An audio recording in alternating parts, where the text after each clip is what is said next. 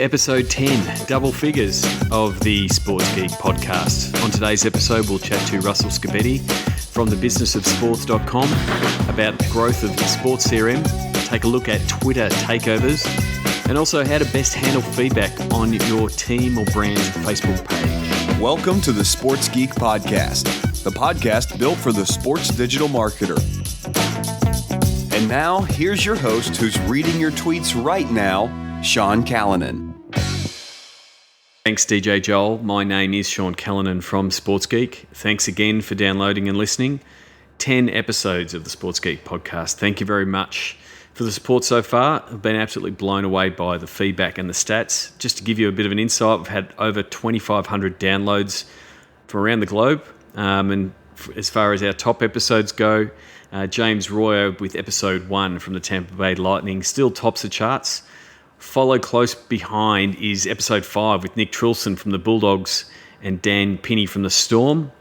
And episode 4 with George Rose from the Manly Seagulls and Chris Seppenfeld from the Bobcats rounds out the top 3. But with over 39 countries downloading, really appreciate all the feedback and the support. As you know from last week's episode, we're proud to have the Seek Conference on board as presenting partner of the Sports Geek podcast. So please check out the killer lineup that Christine and Chris have put together for the conference in Kansas City for August 4 to 7. You can go to sportsgeekhq.com/seat 2013. I look forward to seeing you there, as well as Christine and all my mates from the Seek conference. One person you will see there is our guest that was on ABC Grandstand this week. Russell Scibetti from thebusinessofsports.com came on to chat about the world of sports business, but especially his area of expertise, CRM. The initial discussion here on ABC Grandstand, Francis and I talk about the Ashes and some of the current topics around the Ashes, one being whether a player should walk or not walk, as far as Stuart Broad nicking the ball but deciding to stand his ground and not deciding to walk and let the umpire make the decision. And also the fervour that the fans around Australia were watching the game when Ashton Agar started making runs as the number 11. And kudos for Russell Scibetti for joining in the conversation without any knowledge of cricket whatsoever.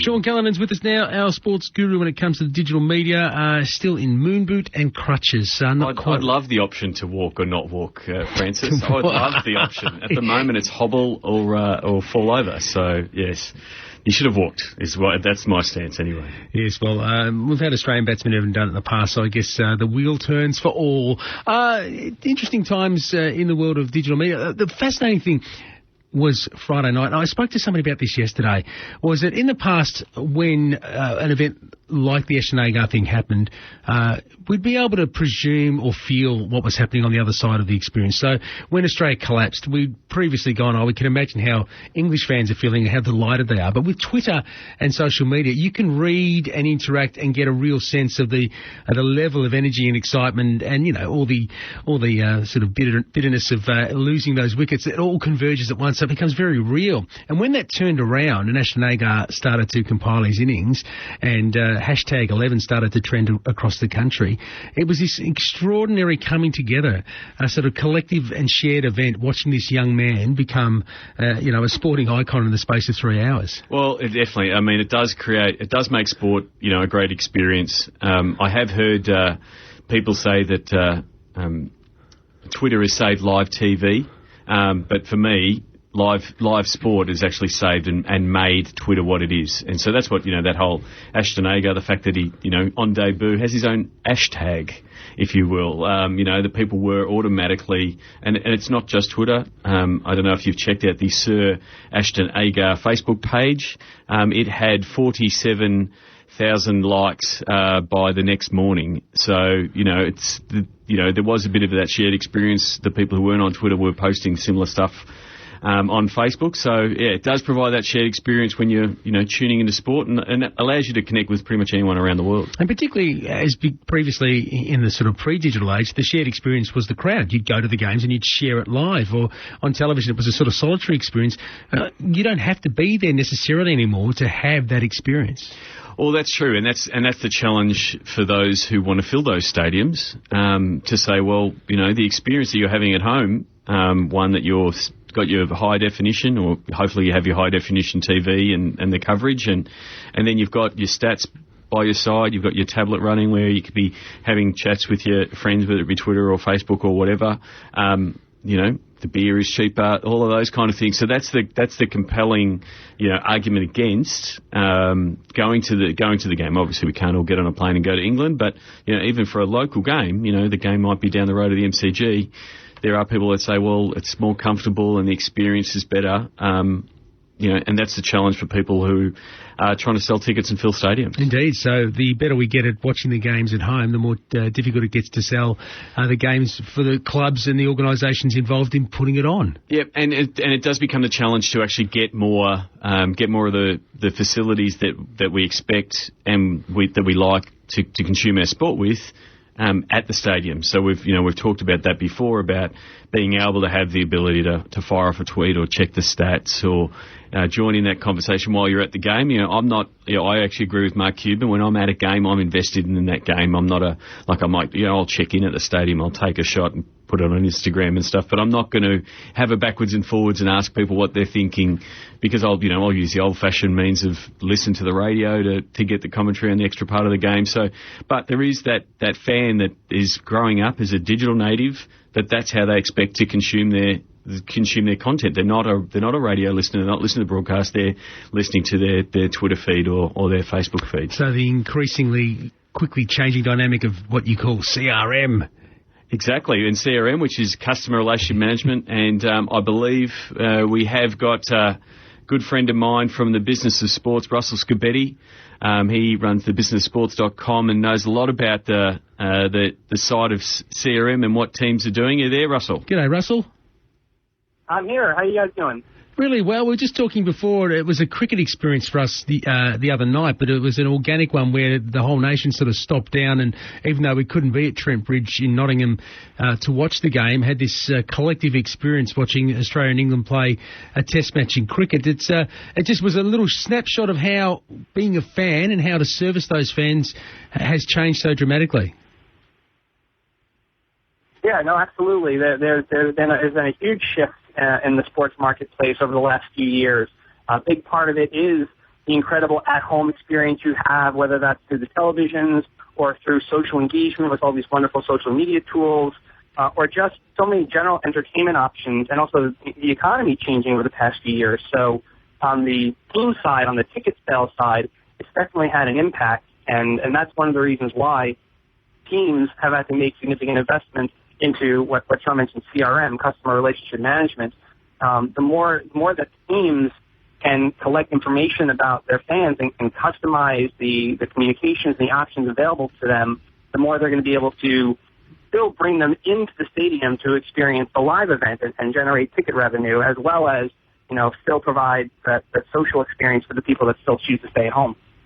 I did read an article during the week which just solidified pretty much everything I've been thinking, and CRM completely backs this up. Everyone loves talking about social and monetizing social, but email is still the way to go when you want to actually sell something. Everything that you're seeing in the CRM space and the sports and ticket sales space would absolutely back that up, wouldn't it, Russell? Absolutely. Social is wonderful, but I mean, the challenge to monetize social can actually drive a lot of people out of the conversation. Some people just want to interact with the team. They're not looking for the ticket messages or the merchandise messages. Granted, sometimes that will work, but email is still the best way to generate direct revenue, both for single game sales or for small packages. And in particular, it's also a great tool for identifying leads for bigger ticket sales. So if your teams can integrate their email marketing into their CRM, it lets them, and you send out a ticket email to your season ticket to your prospect, the people that are clicking on that email and visiting your pages they're self-selecting themselves as potential ticket buyers, and then you put that information in front of your sales team. It's a great way for them to identify the best prospects for larger ticket purchases. How do you find that balance between remaining in a fan relationship with people who love your club or your franchise and them not feeling like they're just being hit on like a cold call door-to-door salesman who's coming to collect the cash? A lot of that comes down to the training of the staff. I mean, our all different teams, they're going to be calling on a wide range of fans. And the conversations, some are going to be really obvious right away that they're not interested in ticket purchases. But if you have a well-trained staff, you can still have a great conversation because you're still talking to someone who's working for the team. They're inside. Oftentimes, they might have meetings with, the team operations, so they have like a really great perspective on what the club is doing. So a well-trained staff can even enhance a relationship with a non-ticket buyer when they're on the phone. So it's all about making sure all of your conversations and your communications with your fans are engaging and rewarding and listening to the fan. And then a trained staff member will also store that information inside your CRM. So that way, if that name comes up again, you can see the information about those past conversations. And maybe you don't go into a hard ticket sale. Maybe you take that person off your call list this time and you just send them an email. The more you learn about what your fans like, the more you can decide when to communicate to them or how to communicate to them.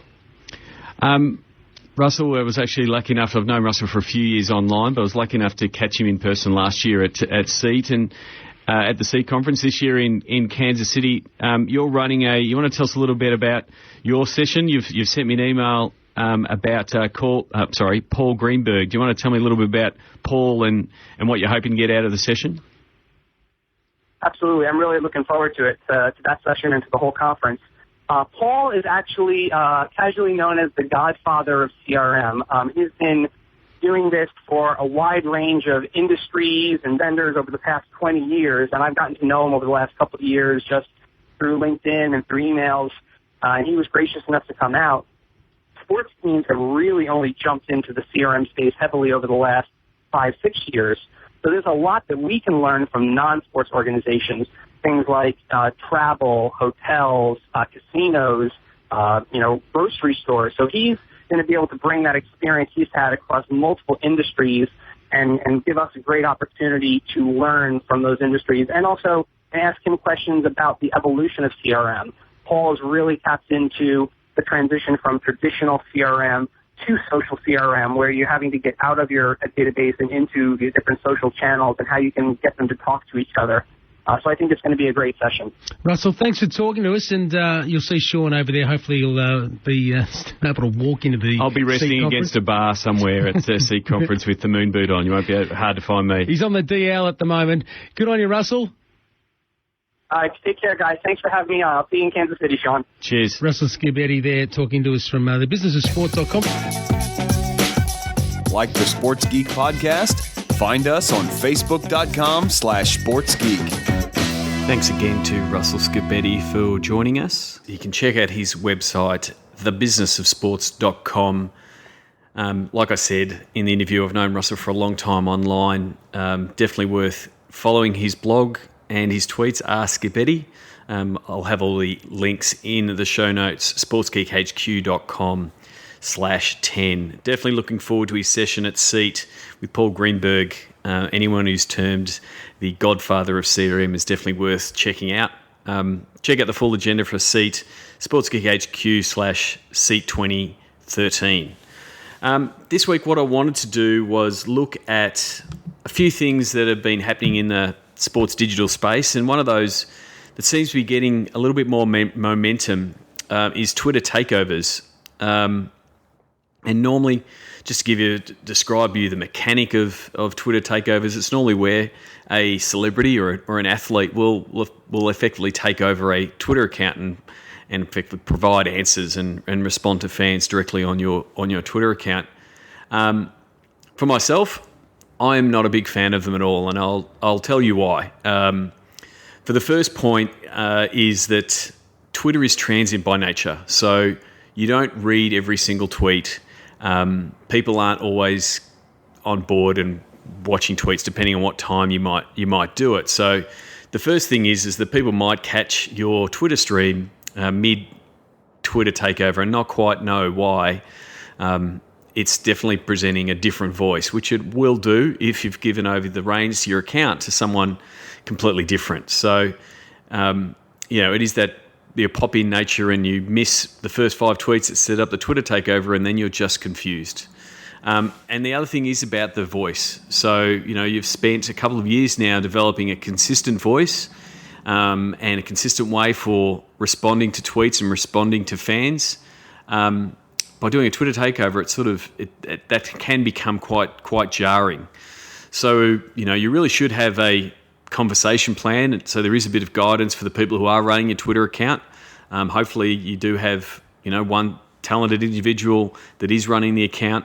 But there might be a case where they might tear an Achilles or leave, and you want to provide a smooth transition from one person providing you the tweets to another. Or you might have multiple people running the Twitter account. So you must have a conversation plan of sorts. And we've transitioned a few teams and a few staff members from over accounts that are running accounts for teams. And it's really important to have that conversation plan. And so, a Twitter takeover to a certain degree veers away from that plan because you're using a completely different voice.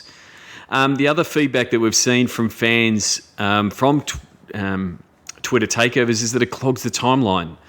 You might be very keen, it might be a half-hour thing to do, but fans start complaining that there's too many tweets in their timeline from a particular account.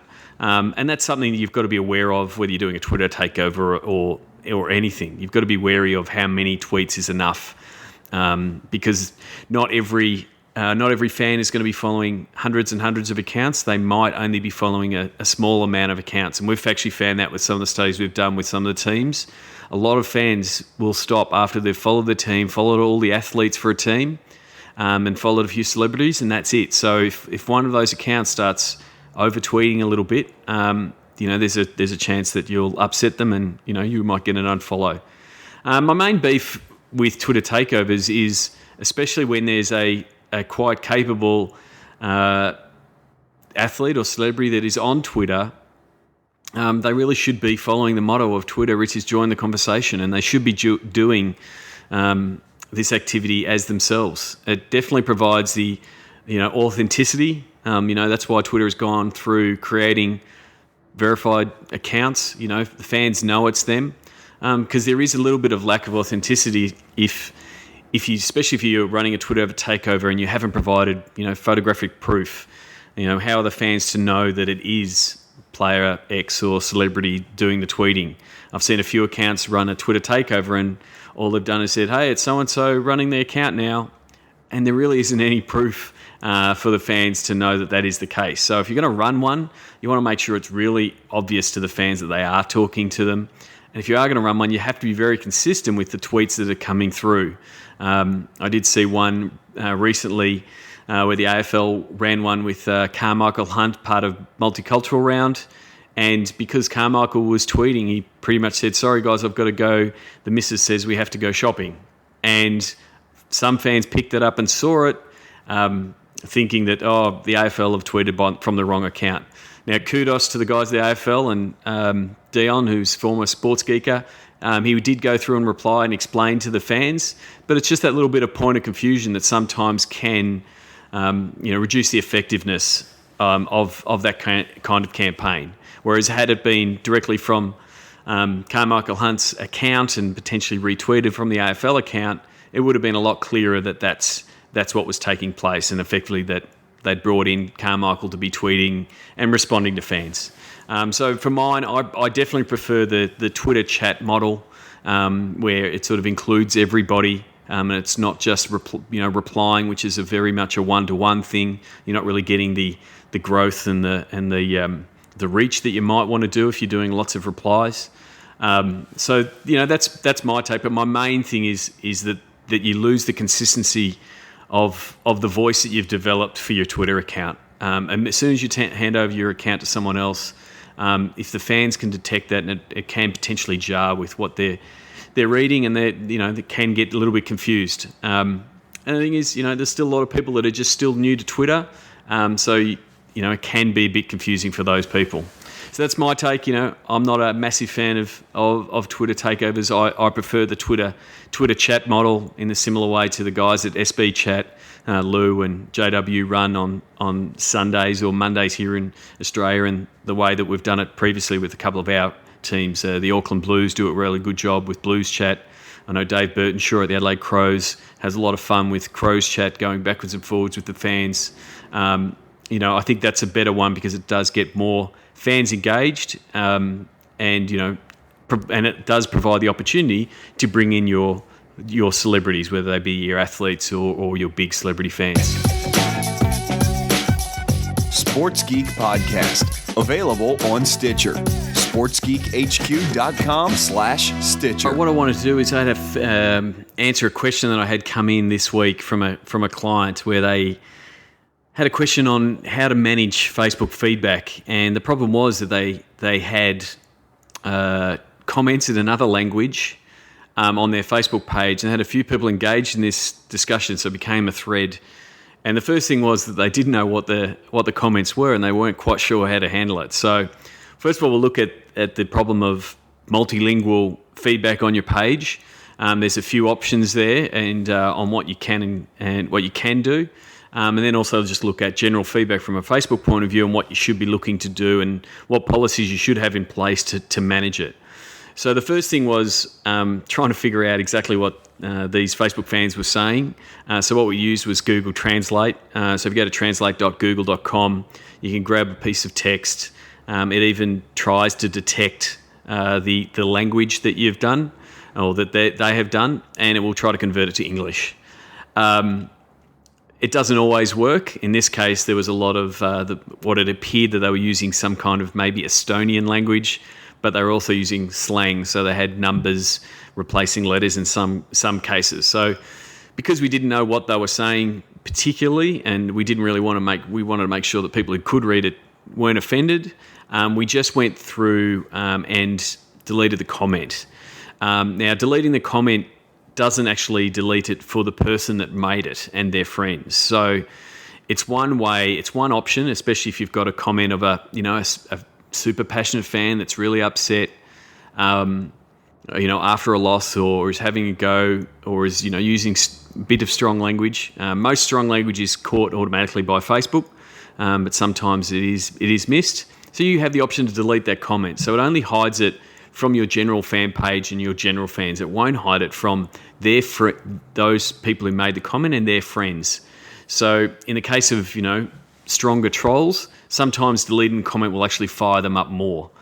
So this method is quite a good one in that they're not really notified that it's no longer available to the general public, and it's not really doesn't put a red flag to them to say, hey, why do you keep deleting my comments? The other options you have that have probably come before deleting them, and for mine, as long as it's not offensive or breaks any rules, then most of the time you pretty much should leave the comment, because you're just going to get more bad feedback by trying to shut down people complaining, whether it be, the silly comments that we all see, if the team didn't spend so much time on Facebook and concentrate on training, we'd win more. I'm sure all of you have seen those type of comments. There's nothing you can do with those passionate fans. You may as well just leave those comments there. It does help your edge rank overall. So you do have the option to respond to the fans. Again, if it's just an angry fan, it's not really worth responding to them. But if they do have a genuine concern or a question, you do now have the ability to reply in a thread, so you can reply directly to their comment, which is really useful. Unfortunately, you can only do that on the desktop, not the mobile. So responding to the fan makes sense. If you do have a repeat offender that constantly is negative and is attacking other fans, it's always a good plan to respond, tell them that these are the rules that we've put down in our social media. We'd like you to follow them. If they don't adhere to those kind of warnings, then from a last resort, you can block those fans from your page. So they're the main things that you've got in front of you from a Facebook feedback point of view. Facebook is doing a relatively good job of catching a lot of the bad from a swear words point of view. and automatically hiding them or marking them as spam. Also marking people who are coming on with pages and sharing links are being marked as spam pretty normally. Please check the legislation in your country. I know currently in Australia, the onus is on the Facebook page owner, which is very dangerous and very tough. But if someone puts up something that is slanderous or against someone, unfortunately, that responsibility of that falls to the owner. So it's better to err on the side of deleting than getting yourself into a bit of a legal minefield. That's it for this week. You'll be able to find the show notes for this show at sportsgeekhq.com/10. Again, thank you to all the people who have given a review on iTunes, both in Australia and if you want to leave one in the US and UK stores, please do. I really do appreciate it. This week's Sounds of the Game come from the North Queensland Cowboys on Monday Night Football. Send them to me, Sean at sportsgeekhq.com. Or you can leave a voicemail, as Bob did during the week, asking about the Dwight Howard move. I replied to Bob because I did talk about it on episode 9 on Dwight Howard's move. So that's it for this week. My name is Sean Callanan. You can find me on Twitter at Sean Callanan or at SportsGeek. Until next week, thank you very much for listening.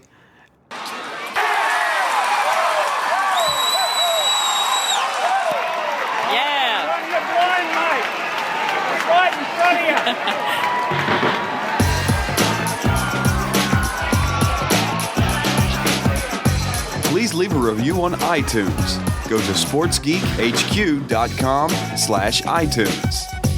Find all Sports Geek podcasts at sportsgeekhq.com/SGP. Thanks for listening to the Sports Geek Podcast.